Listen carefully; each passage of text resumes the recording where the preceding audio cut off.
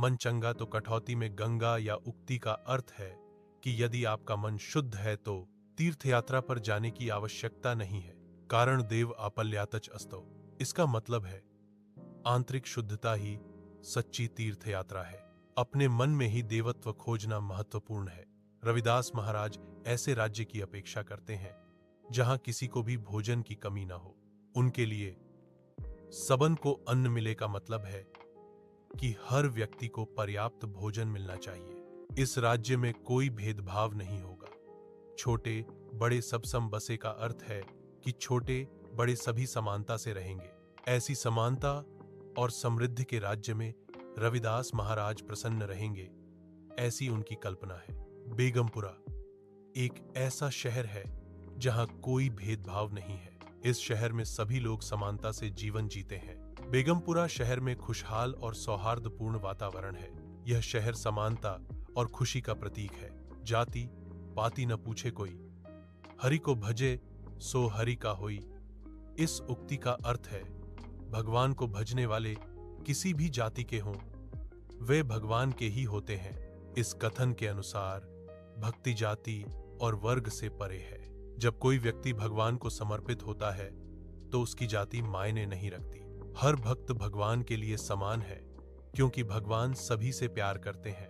इस उद्धरण से समानता और एकता का संदेश मिलता है। भक्ति में कोई भेदभाव नहीं है। यह इस उक्ति का सार है। संत रविदास को शिरोमणि उपाधि मिलने के बाद समारोह का दृश्य। इस समारोह में संत रविदास का बाहमान सम्मान किया गया। उनके काम को विभिन्न तरीकों से सराहा गया। समाज में उनके योगदान को सम्मानपूर्वक याद किया गया।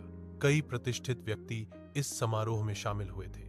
इस पदवी से संत रविदास के कार्य को और ऊंचाई मिली। संत मीराबाई संत रविदास जी की शिष्या थीं।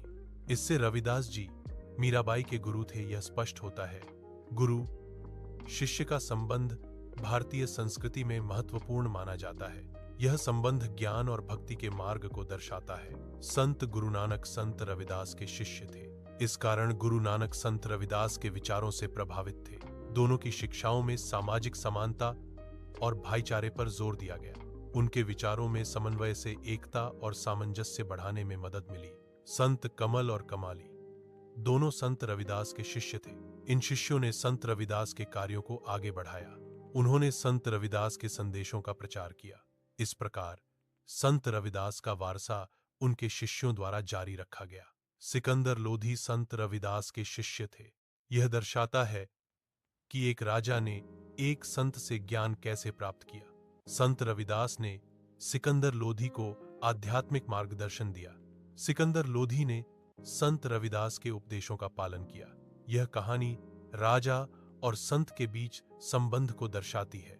प्रवचन स्थल संतों की शिक्षाओं के लिए समर्पित है। संत रविदास महाराज की वाणी से ज्ञान का प्रसार होगा। संत कबीर के दोहों का महत्व बताया जाएगा। संत मीराबाईंच्या भक्ति गीतानी वातावरण भक्तिमय होइल। संत गुरु नानक के उपदेशों से मार्गदर्शन मिलेगा। इन प्रवचनों से संतों के विचारों का प्रसार करना संभव होगा।